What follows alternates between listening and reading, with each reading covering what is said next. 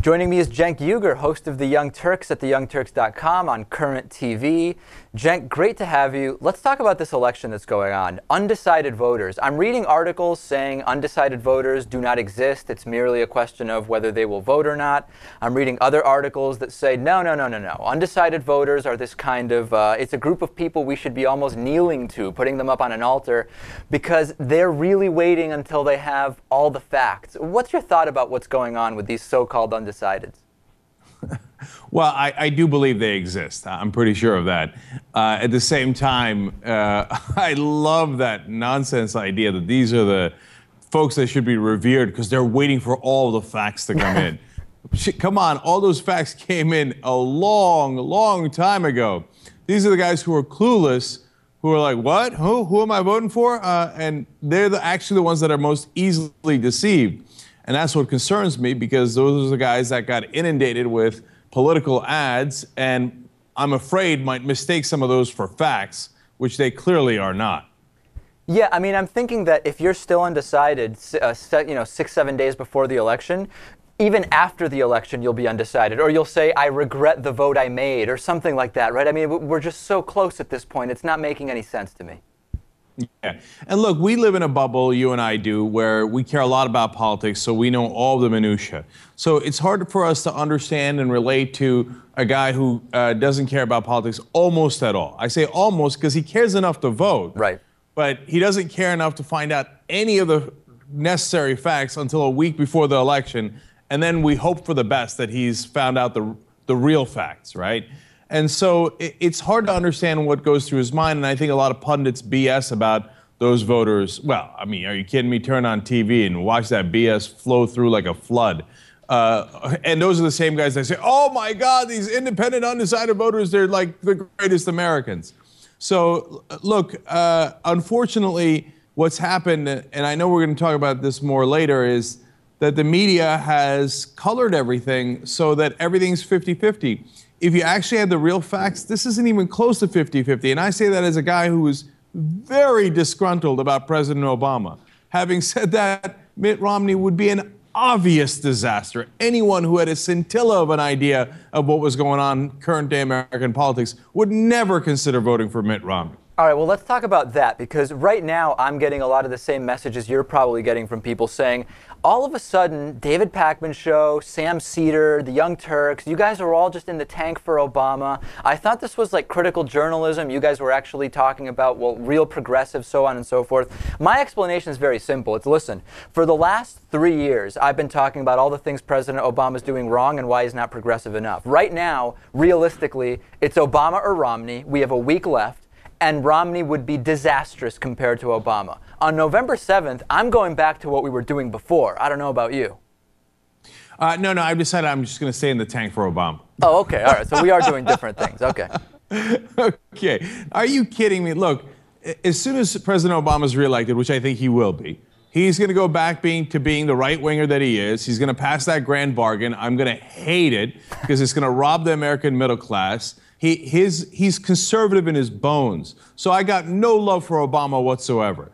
But if you say, here's a guy who you've got a lot of issues with, versus a guy who's monstrous, okay, and his policies are, and I'll get into that in a second, well, okay, then I got to make the lesser of two evil choice. And people hate that. And they say, no, you shouldn't do it. No. That's ridiculous. Look, if that's all you're doing, then you're right. That's not good enough, right? But you have to have a long-term, mid-term, and short-term strategy. The long-term strategy is you got to get money out of politics. Otherwise, we're screwed on every issue. Anybody who doesn't understand that money in politics is the Rosetta Stone, whichever side the money is on is going to be the side that wins, doesn't understand a thing about current American politics. So that's the long-term goal, and you got to fight really hard for that. In the midterm goal, you should have Democratic primaries, and the Progressive Change Campaign Committee does a great job with this. You got to run progressives in the primaries so that you don't have to vote between the lesser of two evils, between an insane Republican and a corporatist Democrat. You should vote for progressives in the primaries. Now, in the short term, look, you got to make a realistic choice.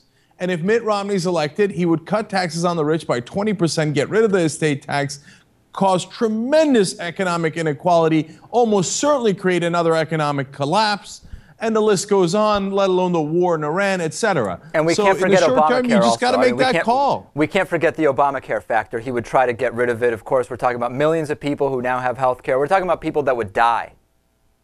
And let alone the Supreme Court. So when you sum all that up, it's a no-brainer. As much as I don't like President Obama's policies, as much as I don't think he's a progressive, well, compared to the disaster that awaits us if Mitt Romney's elected, of course you vote for Obama. That's not being in the tank for Obama. That's being honest with your audience as to what your real choices are in the short term while you fight for justice in the long term. Speaking of honesty, before we move on, the controversy over the polls right now, we're seeing websites like 538.com, Nate Silver's website, also Princeton's Sam Wong, election.princeton.edu, saying, look, if we look at the numbers honestly, this is a very high probability of an Obama re-election. At the same time, you've got others like Rasmussen, you've got the Gallup tracking poll, and you've got some right-wing pollsters saying you're being deceived by these pollsters. What's your thought on all the polling controversy?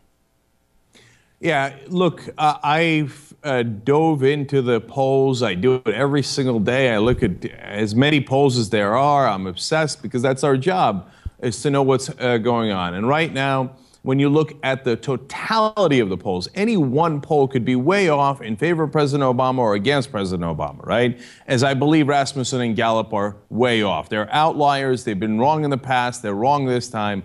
But when you look at the totality of the polls, President Obama still has a 95% or greater chance of being in the lead today, not on election day, but today, a week out, in Ohio, Iowa, Wisconsin, and Nevada. If he wins those 4 states, forget everything else, along with the ones that are solidly blue, he has 277 electoral votes and wins the election. 95% chance of winning those states and winning the election 7 days before the election, I'd take that any day. If I'm on the Romney side, I'm nearly despondent at this point. Or you're doing this Karl Rove tactic of overconfidence, right, to appeal to those people who just want to be on the winning side in the end, which is really what they're doing right now. Yeah, no question about it. And I think the media that feeds into it is doing a disservice to the truth. And they do it partly because they love the gamesmanship of it, and partly because as you look at the national polls, you can't blame them for saying, oh my God, it looks like they're absolutely tied in the national polls. But come on, if you're actually in this business, like, for example, the other day, Joe Scarborough said he would be shocked if Obama won. Well, I'm shocked you're still on TV if you're that bad an analyst. I mean, you don't understand the difference between national popular vote and the electoral college vote? You can't read the polls? You can't read the aggregate polls? I mean, how bad are you at your job? All right. Positive words from Cenk Uygur. We've been speaking with Cenk Uygur, host of the Young Turks. Check it out at theyoungturks.com. Also on Current TV. Cenk, great as always to talk to you. Thank you so much, David. Really appreciate it.